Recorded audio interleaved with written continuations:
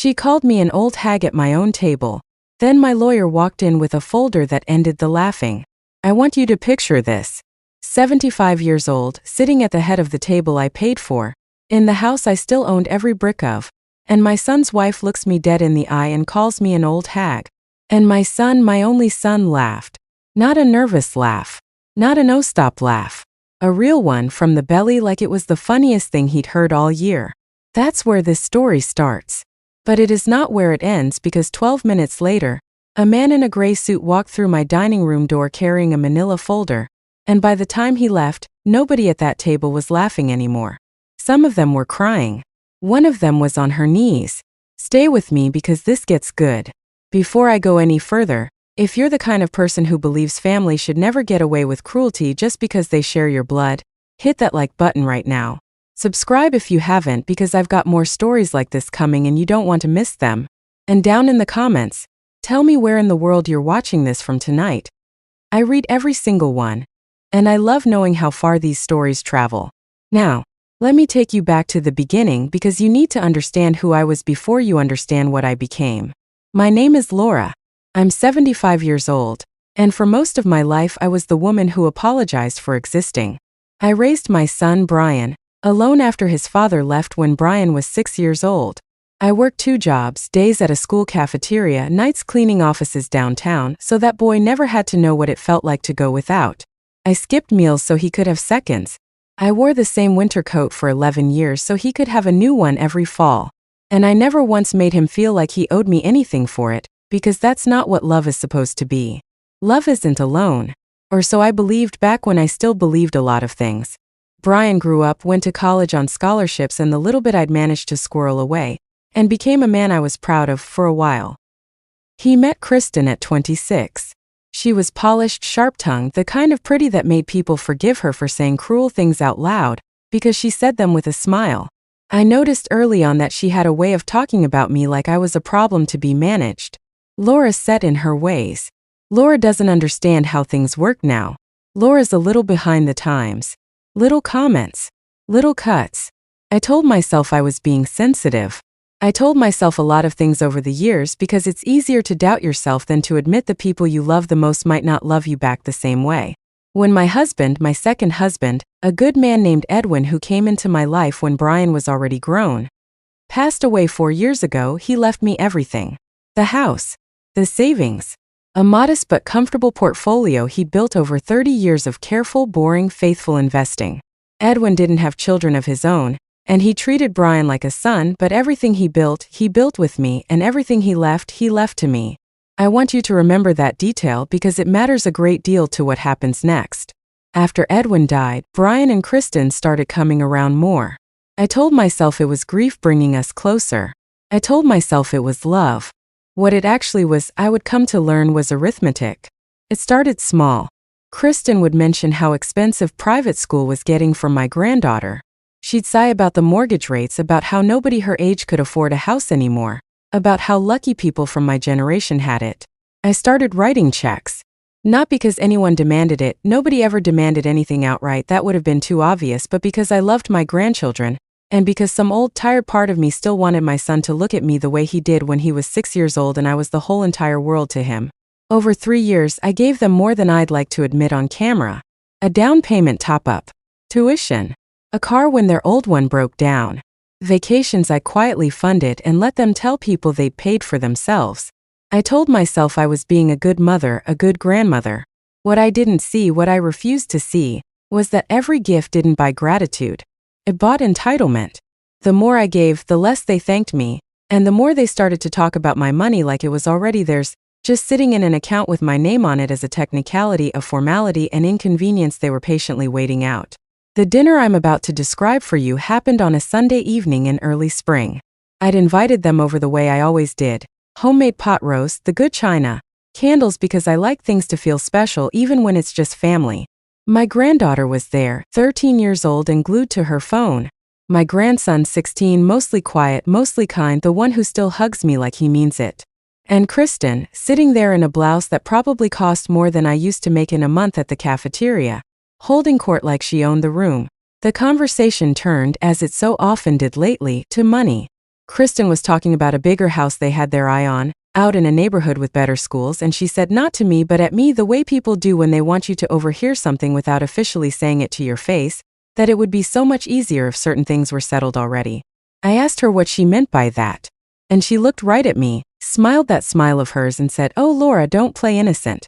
We all know you're not exactly going to need that big house and all that money forever. Might as well start thinking practically instead of sentimentally at your age."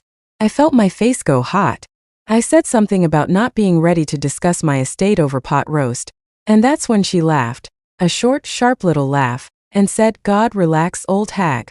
Nobody's rushing you into the ground. We're just being realistic." And Brian, my son, the boy I skipped meals for, Brian laughed too. Full easy, like it was nothing. Like I was nothing. Like 75 years of being someone's mother had earned me the right to be laughed at over dinner in my own home. I sat there for a moment in a kind of silence you only understand if you've lived it, the silence of realizing all at once that the people across the table from you have been quietly deciding behind your back that your life is an inconvenience standing between them and what they want. I didn't cry. I want you to know that. 75 years old and I have cried plenty in my life, but I did not cry at that table. Something in me went very still and very clear instead. Because here is what none of them knew. 3 weeks earlier I had gone to see my attorney. A sharp, quiet man named Nathaniel Cole, who had handled Edwin's estate and who I had come to trust more than almost anyone left in my life. I had gone to him not because I suspected what was coming that Sunday, but because something in my gut had been whispering to me for months that things in my family were not what they appeared to be. I asked him to look into a few things.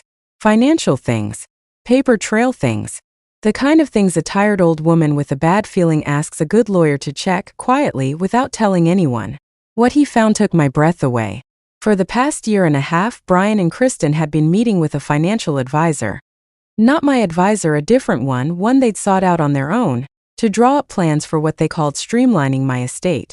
They'd had a document prepared, a power of attorney arrangement dressed up in soft language about helping mom manage things as she gets older, that would have quietly transferred control of my accounts to Brian well before I had given anyone reason to think I couldn't manage my own affairs. They had shown this document and signed to 2 different banks, asking hypothetical questions about how quickly funds could be moved once such an arrangement was in place. They had also, and this is the part that still makes my hands shake a little when I think about it, taken out a loan using my house as leverage in a scheme so tangled I still don't fully understand the mechanics of it, forging enough of my information through a third party that Nathaniel said quite plainly that what he was looking at constituted fraud. They were not waiting for me to die. They were actively, deliberately working to take what was mine while I was still very much alive and sitting right there in front of them. I had asked Nathaniel to hold on to everything, to keep building the file, and to be ready. I told him about the Sunday dinners, about the comments, about the slow tightening rope of entitlement I felt looping around my life. And I told him that if the moment ever came where they showed me, clearly and undeniably, who they really were, I wanted him ready to walk through my door with everything laid out on the table. I did not know that moment would be a Sunday in spring with pot roast going cold and the word hag still hanging in the air. But I had given him a key to the back door months earlier, told him to trust his instincts, and asked him to simply come by unannounced if he ever felt the time was right, or if I called him a certain way. That night, midway through Kristen's laughter, I excused myself to use the restroom and called him. I said 4 words. "Come now. Bring everything." 12 minutes later, the door opened. Nathaniel Cole is not a large man, but he has a presence that fills a room the moment he decides to let it. He walked in still wearing his overcoat, manila folder tucked under one arm, and he did not say hello. He said, "Good evening. I apologize for interrupting your meal. My name is Nathaniel Cole, and I'm Laura's attorney. I think it's time we all had a conversation." You should have seen Kristen's face. The smile didn't just fade, it collapsed, like something had been holding it up from underneath, and someone had kicked the support out. Brian's laughter died in his throat so fast he actually choked a little on his wine. My granddaughter looked up from her phone for the first time all evening. My grandson just watched very still, the way he does when he senses something important is happening. Nathaniel set the folder on the table, right next to the pot roast, and he opened it and he began very calmly, very methodically to read. He read the details of the power of attorney document they'd quietly shopped around to 2 different banks. He read the name of the financial advisor they'd consulted without my knowledge. He read the paper trail of the loan taken out against my house, and the forged signature line, and the date it had been filed, which was, I noted, only 6 weeks after Edwin's funeral. 6 weeks. They had started planning to take my life apart 6 weeks after I buried my husband. Kristen tried to interrupt twice. Both times, Nathaniel simply raised one hand, not unkindly, and kept reading, and both times she went quiet, because there is something about hearing your own scheme read back to you in a lawyer's calm, unhurried voice that strips all the fight right out of a person. Brian didn't try to interrupt at all. He just sat there gray-faced, staring at the folder like it might bite him. When Nathaniel finished, he closed the folder and looked at my son. He said, "Given what we've documented here, Laura would be well within her rights to pursue criminal fraud charges. Forging a signature on a loan document is not a family disagreement. It's a felony. She has chosen so far not to pursue that path. I'd encourage everyone at this table to consider very seriously why that is, and to be grateful for it." That's when Kristen started crying. Not soft, dignified tears, the kind of loud, panicked, mascara-running crying that comes from someone who has just watched their entire plan crumble in real time. She kept saying it wasn't what it looked like, that they were only trying to help, that everyone does estate planning, that I was twisting a normal family conversation into something ugly. And I let her talk. I let her dig that hole a little deeper with every word, because for 3 years I had swallowed every insult, every old hag, every laugh at my expense, and I had earned the right to sit back and watch someone else squirm for once. Then I spoke. I told them that I had heard every comment over the past 3 years and pretended not to. I told them I had watched my generosity get treated like an inheritance already spent. And I told them that as of that morning, before I even sat down to that dinner, I had already signed new documents with Nathaniel, documents that removed Brian entirely from any position of financial authority over my affairs, that placed my estate into a trust with ironclad protections, and that redirected the bulk of what I intend to leave behind someday, far in the future, when I am good and ready, toward my 2 grandchildren directly, held safely out of their parents' reach until they are adults capable of managing it themselves. I looked at my granddaughter, still holding her phone but not looking at it anymore. And I told her this had nothing to do with her, that I loved her exactly as much as I always had, and that none of what was happening was her fault. I told my grandson the same. And then I looked at my son, and I said the hardest sentence I have ever said in my life.